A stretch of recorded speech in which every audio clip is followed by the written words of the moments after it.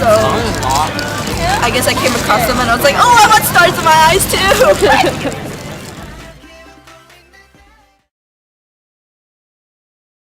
Around the end of 1800s to beginning of 1990s, modern Asian popular music began to take gradual influence on America, especially J-pop, a short term for Japanese pop, and K-pop, short term for Korean pop. A well-known Japanese-American singer is Utada Hikaru. Since the release of her debut album First Love, which went to become the first best-selling album in the Oricon, a Japanese music industry history. Utada has had 3 of her Japanese studio albums in the list of top 100 best-selling albums ever in Japan. She was number 1, number 4, and number 8 on Oricon Music Chart, and 6 of her albums, including 2 English languages and 1 collection, charting within the 275 best-selling Japanese album list. Utada Hikaru has an estimated 5 million albums sold worldwide. As for K-pop, it slowly began to gain its popularity around mid-1990s in America, which gave birth to the Korean Music Festival in 2003. Korean Music Festival is held annually at the Hollywood Bowl, which is one of the largest music festivals in Southern California. Korean Music Festival is the most popular and exciting way to celebrate the Korean-American immigration to U.S. Its large-scale performance with casting of most popular idol groups in Korea not only brings Koreans in the community together, but also brings non-Koreans together to enjoy the festival as well. I like K-pop and J-pop and all sorts of other. They're really popular among our teen generation. What I like about Asian music is that their songs have really nice beat to it, and it just makes you want to get up and dance. Even though American music is like that, but American music, like rap and stuff, they talk about weird, inappropriate things. And it doesn't sound like, it doesn't have the sex, booty, drinking girls. I like them because the beat is really cool and pretty interesting to watch, like their music videos versus our society's music videos. So. They're really well known for all their dances, and they're really poppy music. I enjoy watching the Asians dance and dancing along with them. I'm a big fan of Girls' Generation.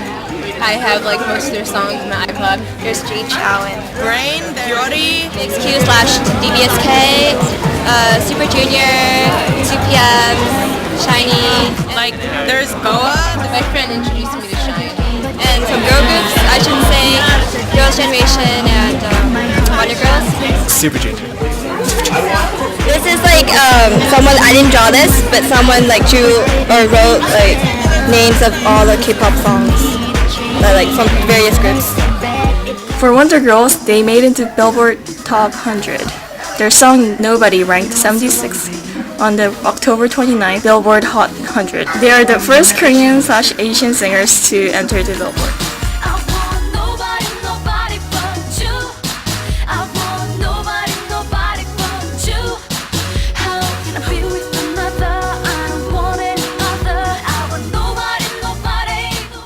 Hello!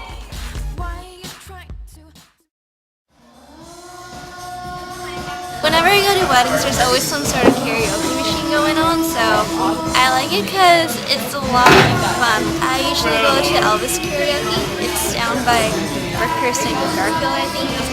It was about a month or so ago where it was me and a bunch of my friends, and we went to a karaoke bar, but it was like Japanese themed.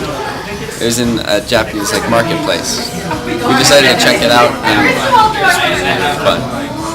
Did you go to the AP karaoke night? Yes, I did. How was that? That was pretty fun. Like, I didn't expect there to be so many people, and I didn't expect to see so many teachers. But I think everyone had a really good time since we were all singing and dancing.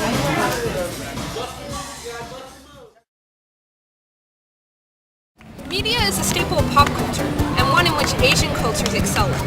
The largest penetration of Asian culture, particularly Japanese, has been in the area of video games and toys.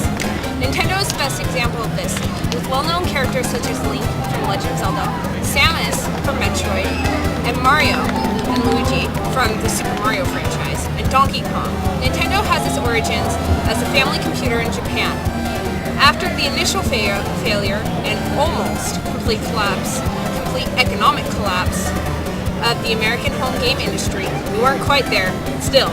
The family computer was released in the US as the NES, short for Nintendo Entertainment System, in the year 1985. It quickly rose to the throne of the American home gaming industry. Over 40% of all US homes own a Nintendo system. The company, based in Kyoto, Japan, eventually opened a second base of operations in Richmond, Washington, with the good old USA for business in the Western Hemisphere. Nintendo has become an icon of American pop culture through marketing of Nintendo Power, a magazine, which was first issued in July 1988, home and handheld systems. Anybody remember the Game Boy Advance or have a DS Lite?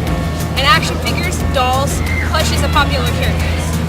Studies today show that children are just as familiar with Mario and Luigi as they are with Mickey Mouse.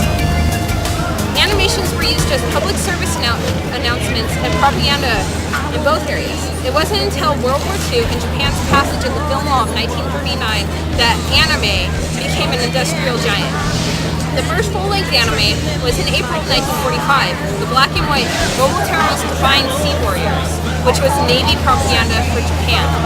Ironically, the film was inspired by Disney's Fantasia. The next landmark film was Hakujana, released in the US as Panda and the Magic Serpent. The film was in full color and the first anime to do so, released in 1958 in Japan and 1961 in America. By this point in time, anime was beginning to gain in popularity in its home country. You know how awesome those anime intro shows are? I even bought a DVD of Dragon Ball Z. But yeah, they're pretty awesome. Let me just say, it all started with Naruto. I used to watch Bleach. My friend told me about it when we were waiting for someone at his house to get there because we're gonna go to Bellaterra. And he's like, "Oh, I have this amazing anime show I want to show you." Everybody knows Pokemon is where it's at. It's where it will always be. The first season, best season. No, hands down. No other season. Movies have gained a significance in America. Studio Ghibli is a relatively well-known and grew as a branch of Japan's anime industry. As anime began to drop in popularity, the founders of Studio Ghibli decided to blow a new wind into the anime industry. With original art style and whimsical storyline, movies like La Puta at the Castle in the Sky, My Neighbor Totoro, Tonari no Totoro, and Spirited Away are anime classics. Kiki's Delivery Service. That was like my favorite movie. We went every time we went to Blockbuster when I was a little kid. I always wanted to rent Kiki's Delivery Service. Oh yeah, I like all those Hiyosaki films. I watch like every single one of them, like the recent one, Ponyo on the Cliff. But I don't think it was like his best work. I like Spirited Away much better than all of his other movies. Ghibli? Oh, Miyazaki films are amazing. They have like the greatest message and the art is beautiful. Live-action movies have also gained acclaim, such as Hero, House of Flying Daggers, and Memoirs of a Geisha, which profited $38,000 more in the American box office than it did in its own country. The Grudge was originally a Japanese series that America remade, much as Japan remade their own version of Star Wars. Not only are the movie plots a venue for pop culture exchange, but the actors in them are as well.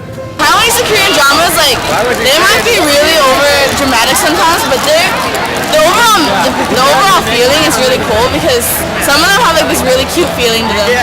But there's like sometimes unnecessary drama, like, why does the girl have to stop doing what she loves? Why? Why would she make her cry? What's your favorite? My favorite drama? I love Smiling Pasta.